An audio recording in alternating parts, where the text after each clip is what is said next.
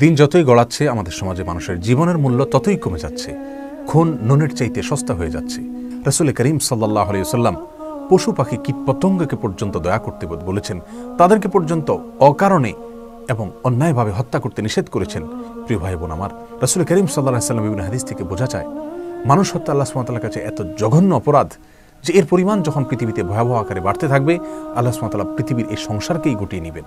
কিয়ামতের পূর্ব মুহূর্তে হত্যার পরিমাণ ভয়াবহ আকারে বেড়ে যাবে এবং যে হত্যা করছে সে নিজেও জানবে না সে কেন হত্যা করছে, যাকে হত্যা করা হচ্ছে তিনিও জানবেন না তাকে কেন হত্যা করা হচ্ছে। আল্লাহ সুবহানাহু ওয়া তাআলা মানুষ হত্যার বিচারকে অত্যন্ত গুরুত্বের সাথে কিয়ামতের দিন করবেন।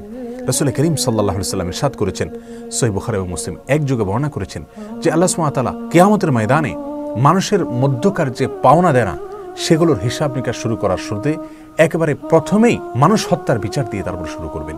আমলের ক্ষেত্রে সালাতের হিসাব দিয়ে আল্লাহ সুবহানাহু ওয়া তাআলা হিসাব নেওয়া শুরু করলেও মানুষের মধ্যকার বিবাদমান যে সমস্ত বিবাদ, যে মানুষের পারস্পরিক হক অধিকার নিয়ে যত বিচার হবে সেগুলোর ভেতরে মানুষ হত্যার বিচার দিয়ে আল্লাহ সুবহানাহু ওয়া তাআলা বিচার শুরু করবেন। রাসূল করিম সাল্লাল্লাহু আলাইহি ওয়াসাল্লাম অন্য এক হাদিসে ইরশাদ করেছেন, যাকে হত্যা করা হয়েছে কিয়ামতের দিন সে আল্লাহর কাছে হত্যাকারীকে উপস্থিত করে বলবে, আল্লাহ তাকে জিজ্ঞাসা করুন সে আমাকে কেন হত্যা করেছে, কি কারণে আমাকে হত্যা করেছে।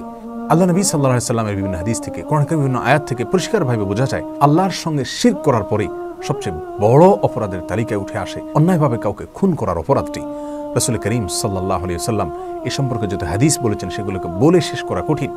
আজ আমাদের কাছে খুন অত্যন্ত স্বাভাবিক একটি বিষয়। দু একটি খুনের ঘটনা আমাদেরকে তেমন কোনো টাচই করে না। এমন কোনো হত্যাকাণ্ডের ঘটনা ঘটে যা চাঞ্চল্য সৃষ্টি করে, তাহলে সেটাই কেবলমাত্র আমাদেরকে কিছুটা টাচ করে। আমাদের কাছে বিষয়টা গা সওয়া হলে কি হবে, আল্লাহ সুবহানাহু ওয়া তাআলার কাছে সেটি মোটেও সহনীয় নয়। বাইহাকীর এক বর্ণনায় নবী সাল্লাল্লাহু আলাইহি ওয়াসাল্লাম ইরশাদ করেছেন, লা যাওয়ালুদ দুনিয়া আহওয়ানু আলাল্লাহি মিন কাতলি মুমিন।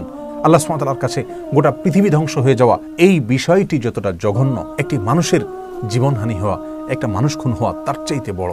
অতএব আমাদের কাছে, আমাদের সমাজে, আমাদের মিডিয়ার চোখে দু চারটি খুন স্বাভাবিক খুন, দু চারটি হত্যা এগুলো খুব স্বাভাবিক বিষয় হলে কি হবে, আল্লাহর কাছে সেটি মোটেও স্বাভাবিক নয়। বুখারীর অন্য এক বর্ণনায় নবী সাল্লাল্লাহু আলাইহি ওয়াসাল্লাম ইরশাদ করেছেন, লা ইয়াজানাল মুমিন ফি ফুসহাতিন মিন দীনিহি মা লাম ইউসিব দামান হারাবা। এবং একই ধরনের হাদিস পাশাপাশি ভাষার আরও বিভিন্ন হাদিসের কিতাবে বর্ণিত হয়েছে, যার খোলাসা হলো এরকম যে কোনো মানুষ যদি কোনো মানুষকে হত্যা করে তাহলে তার আশার জায়গা ফুরিয়ে যায়। আর যদি মানুষ হত্যা ছাড়া অন্য কোনো অপরাধ মানুষ করে আল্লাহর সঙ্গে শিরক করা ছাড়া, তাহলে সেক্ষেত্রে মানুষের আশার জায়গা আর ফুরায় না। অতএব আল্লাহর কাছে মানুষ হত্যা করা অত্যন্ত জঘন্য অপরাধ।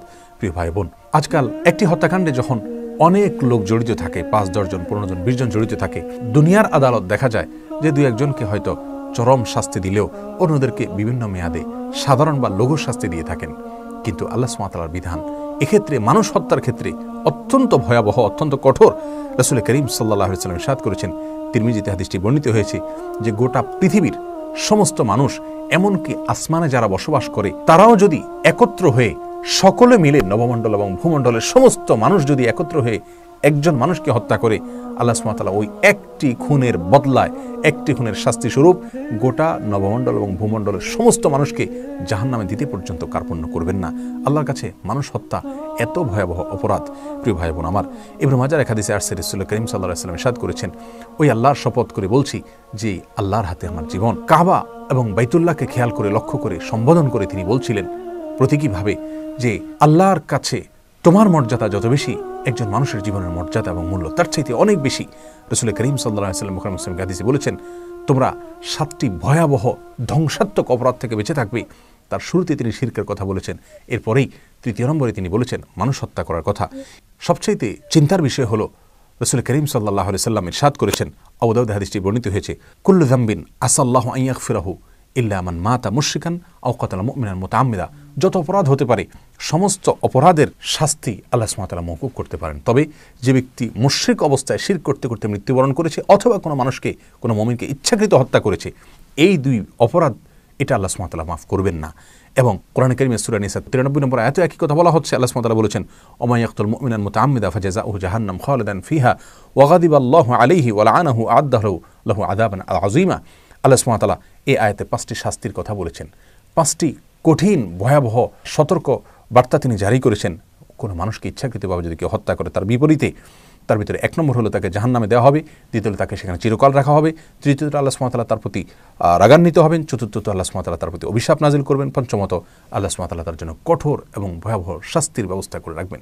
মানুষ খুনের এই ভয়াবহ অপরাধ, এটা যদি আমাদের সমাজের খুনিরা জানতো, এর কি চরম শাস্তি আল্লাহ সুবহানাহু ওয়া তাআলা দিবেন সেটা যদি জানতো, তাহলে কোনোদিন তারা খুনের ধারে কাছেও যেত না। সূরা মায়েদার 32 নম্বর আয়াতে আল্লাহ সুবহানাহু ওয়া তাআলা বলেছেন, মান কাতালা নাফসান বিগাইরি নাফসিন আও ফাসাদিন ফিল আরদি ফাকান্নামা কাতালান নাস জামিআ, যে ব্যক্তি কোনো মানুষকে অন্যায়ভাবে হত্যা করলো, সে যেন গোটা বিশ্ব মানবতাকে হত্যা করলো। আল্লাহ সুবহানাহু ওয়া তাআলা আমাদের সকলকে শুভবুদ্ধির জন্য উদয় হয় সেই তৌফিক দান করুন। আমাদের সমাজের প্রত্যেকটা মানুষের জীবনের নিরাপত্তা আল্লাহ সুবহানাহু ওয়া তাআলা আমাদেরকে দান করুন। সুবিচার যেন আমরা নিশ্চিত করতে পারি, আল্লাহ তাআলা সেই শক্তি সামর্থ্য আমাদেরকে দান করুন। এবং নিরীহ যে সমস্ত মানুষরা নিহত হচ্ছে, তাদের পরিবারের জন্য সান্ত্বনা হলো, এই দুনিয়াতে যদি তারা বিচার নাও পান, ইনশাআল্লাহ আল্লাহর আদালতে তারা অবশ্যই বিচার পাবেন এবং কঠোর শাস্তির মুখোমুখি খুনিকে হতে হবে। আল্লাহ সুবহানাহু ওয়া তাআলা আমাদের সকলকে আল্লাহর ভয়ে সমস্ত অন্যায় কাজ থেকে বিরত থাকার তৌফিক দান করুন এবং একটি সুষ্ঠু শান্তিপূর্ণ সমাজ আমাদের সকলকে আল্লাহ সুবহানাহু ওয়া তাআলা নসিব করুন। আস-সুন্নাহ ফাউন্ডেশন, উম্মাহর স্বার্থে সুন্নাহর সাথে।